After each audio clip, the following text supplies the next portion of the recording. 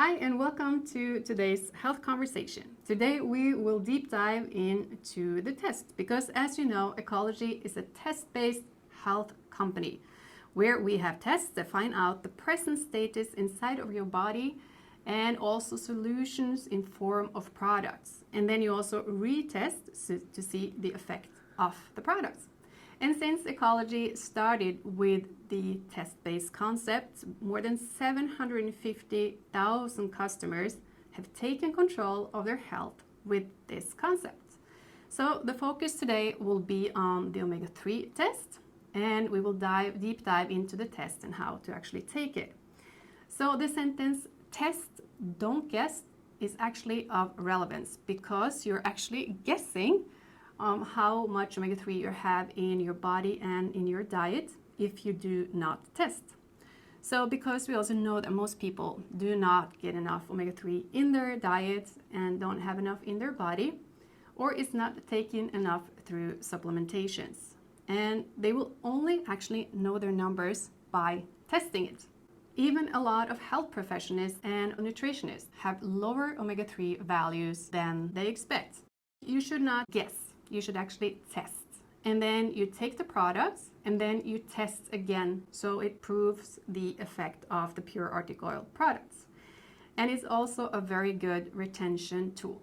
So the omega-3 test kits that looks like this gives you an insight of your personal fatty acid profile inside of your body. It is a self-administered home test kit. Then the results that's shown on the test is anonymous. And you will get different measurements in your blood. You will get an omega-3 index, and you will get an omega-6 to an omega-3 ratio. And also you will get a full fatty acid profile of the 11 most common fatty acids in your blood. And this represents your fatty acid intake in your diet. If we look first into the omega-3 index, this was something that was established some time ago by Harris and Fonshaki in an article where they looked at many different studies, and they saw that in these studies, the people who had lowest EPA and DHA values in their blood had the highest risk of dying from coronary heart disease, which is of course very sad. But they saw also that the people that had higher levels of EPA and DHA, more than 1 gram per day, they had a decreased risk of developing and dying from coronary heart disease. So we have adapted this index and used the omega-3 index in our tests. So we measure in whole blood, and then you look at the fatty acid composition in the red blood cell membranes. And then you can see from the scale here that you can either find your result to be green, yellow, or red, depending on what your levels of EPA, DHA, and also DPA are in the blood. The omega-3 levels in our body are always in relevance to the amount of omega-6 we have. So when you get an omega-6 to an omega-3 ratio, it shows how much omega-6 you have in your diet versus how much omega-3. Because we know the omega-6 fatty acids promotes inflammation and the omega-3 turns the inflammation off. So the ratio measures the amount of arachidonic acid divided by how much EPA fatty acids you have in your diet. So now we will deep dive into how to take the test to get the actual best and good results. And it's a specific way of doing it. It's important to read the manual. So let's look into it. So here's the omega-3 test kit. Comes in a bag like this. Let's open it.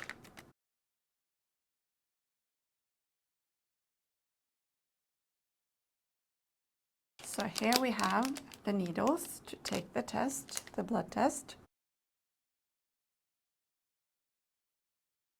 And here is the sample collection card with my anonymous ID on it. A bag for returning it. The manual. And the envelope for sending the test for analysis. So how do I take the test? Okay, so let's show you how you take the test correctly. So now Carine showed you everything that's in the test kits. It's very important that you actually read the manual because there are a few things to remember. So now Carine has to remove the rings on the finger in which the sample will be taken. to have the fingers free. The blood should flow freely. Okay, and then you sort of shake and squeeze. So what Carine does now is that she goes to the bathroom and washes her hand with soap and warm water, so you get the blood stimulation flowing. And then we continue the squeeze and the shake of the fingers, right? So then we take the antiseptic wipe over there and you wipe the finger in which the sample will be taken. So now your fingers are clean with the soap and it's warm, and then you wipe the finger that you want. Do I need to use my ring finger or can I use any finger? We can use this finger. This finger? For instance, for now, but it's good to have a finger that has a thinner skin. So now the finger is clean, and then we take out the blood collection card. And on the card you see there are 2 circles there. You should have 1 to 2 big drops of blood inside of these circles. And like it's written, do not touch the filter paper or the circles. Important that you do not touch. Also not with the finger that the blood will drip from. So maybe you can shake a bit. Sometimes people get a bit nervous when they take the test. So it's good just to like get the blood flowing so you get the whole blood and not just like plasma and serum and a bit of blood. So it's good just to squeeze, and you can start squeezing down like towards your finger. And then we take the needle. It's ready for use. And then we prick the finger without touching it. And there it goes. So then you sort of start to squeeze the hand and the finger a bit so you can see the blood start to come. And there you get a bigger and bigger drop. So you want the drop to be big enough so that it can drip onto the filter papers without touching it. So now it's starting to grow. So that's good. So you can probably then start soon to drip it down on the filter paper. And if it takes some time before it comes, then we will just start again this squeeze. So there we have 1 large drop. If possible, it's good to maybe have a bit more to the ring so you fill the ring with blood. And this is a process that might take some time for some people. Some might get blood very fast, but others it will take some time. And typically after you finished, then all of the blood starts to come. But here again, we have a good drop of blood and we can drip it into the second circle. Or you can continue on the first circle, depending on what feels right. So you see Carine is not touching the filter paper with her finger, but just the blood. But this looks really good, and if now it starts to bleed a bit more, then you can add a bit more if needed. But this is an example of a very good sample. It fits the circles here, and you can see that the blood enters on the back side of the sample collection card. So very good. Now, since you're bleeding a bit, you should have some paper, and there's also a little band-aid inside of the test kit, so you can put this on. So what is important now is that the blood collection card is put into this holder. So you put it back into the holder, but then you must remember to tear off the anonymous code. So this is Carine's code on this paper. This is for her only. So then the blood collection card should be put into the sample bag, and in this you have a little drying thing in here. Do not remove that. It should be in there. So everything that's in something should be there. So you open the aluminum bag, the sealing bag. You see here, it's something in there. Leave it in. You put the blood collection card into this aluminum bag. You seal it well. And then you put it into the envelope that goes to the laboratory. It's a pre-stamped envelope. You close it thoroughly, like this. And now the sample is ready to be shipped to the lab. And these are examples of blood spot results that are not good. On the top you will see it's too much blood. And on the bottom you will see that the blood is too little, and sometimes it looks like people also touch the filter paper a lot here to get just a small drops of blood onto the paper. So too much or too little is not good, because then the laboratory cannot analyze your blood samples. So it should be 1 to 2 big drops in the middle of the circle. Do not touch the filter paper, and then the results should be good. Okay, so now that I waited 2 to 3 weeks, I can go to omegaratio-test.com and I will enter my personal anonymous ID here and find my results. But oh, what is this? Yeah, and then you will see something pops up on the web page when you try to access your personal results. This is something that we would really want you to press yes and answer these questions. So this is a questionnaire that will help us to help you in terms that we get lots of more information about that we can serve you in marketing, about your age, which country you're from, and then we can give you lots of more information based on the large data sets and the data material that we have from the test results. And it will not alter your test results in any way. It will just give us very good information. So very important that you contribute and help us with this. So thank you very much. And also, you now will go into the webpage and you will find your results. And the first thing that you will see is your omega-3 index.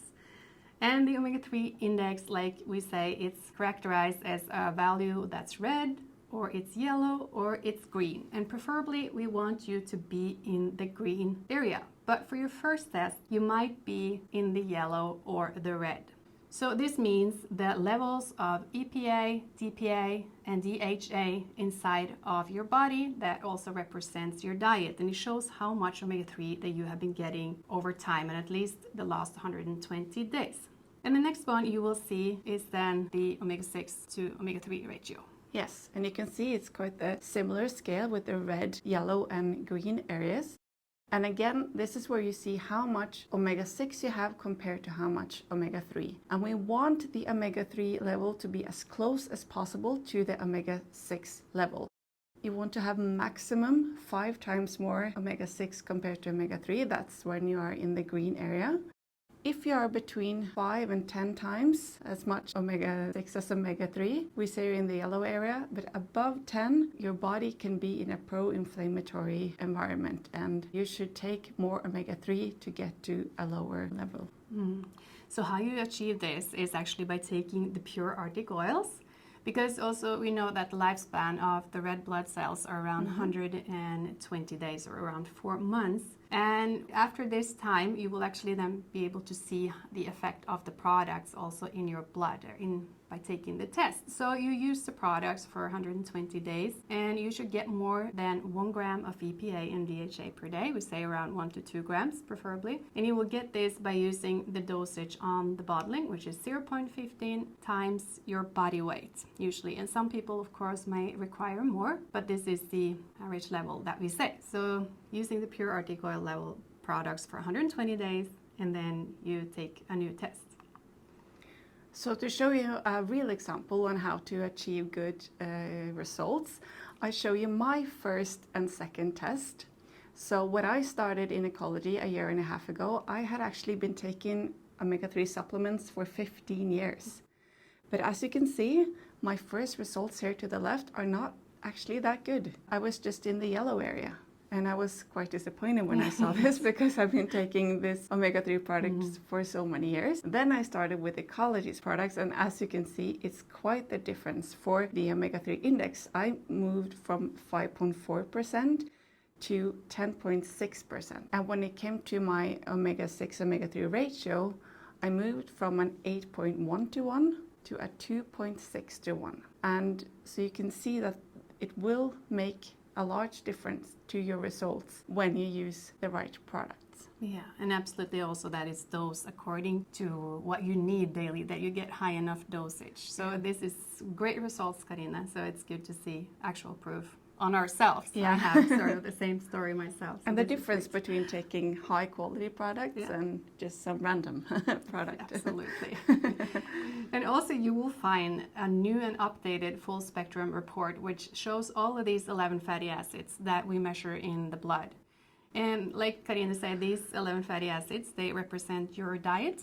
So it will also show you what kind of food that you've been eating to get different sorts of fatty acids, like the saturated fat, monounsaturated fats, etc. It will show you also specific food that you have been eating and the values that you get. So you can see target values of where you are supposed to be with all of the different fatty acids, the 11 ones, and you will see then where you are in according to these different targets. So go and check out also the full spectrum report, and you will also find the claims for the omega-3s in the bottom of this report.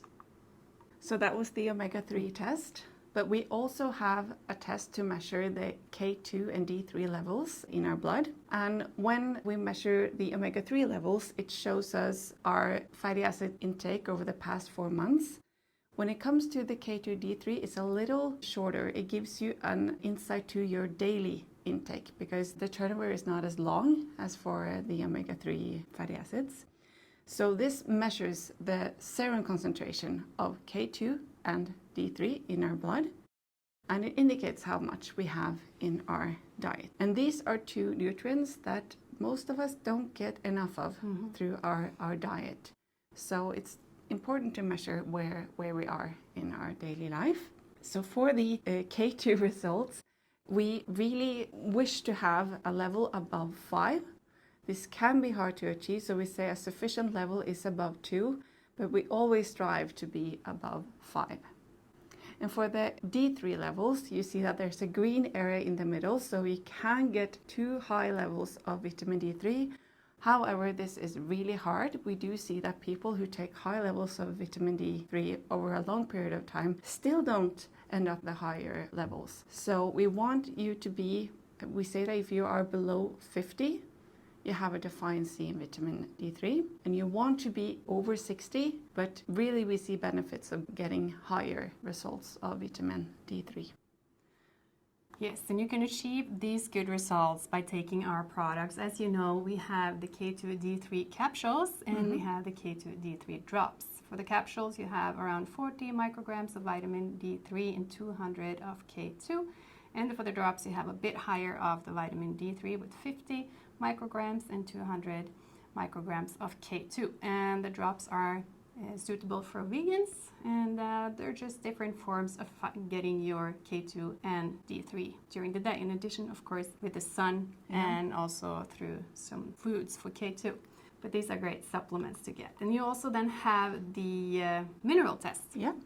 So this is a test that measures the current status of some minerals inside of your body. It also reflects sort of your dietary intake, but it measures like your present values of these minerals. And also you can then see 5 different minerals by this test by looking at magnesium, selenium, zinc, copper, and iodine. And the tests, just as we also mentioned that the K2+D3 test and the mineral test are taken exactly the same way as the omega-3 test. So it's important to, not touch the filter paper and get the amount of blood and do the hand washing and all of these things that we just showed you for this test as well. So for the minerals, you get the same type of color indications. You get the green, the yellow, and the red for the different ones, and you're supposed to be like in the middle or in the upper levels of the green. But then again, if you go too high, the same as with vitamin D3, you will get to a level that's not okay. So be within the green values for magnesium, selenium, zinc, copper, and iodine.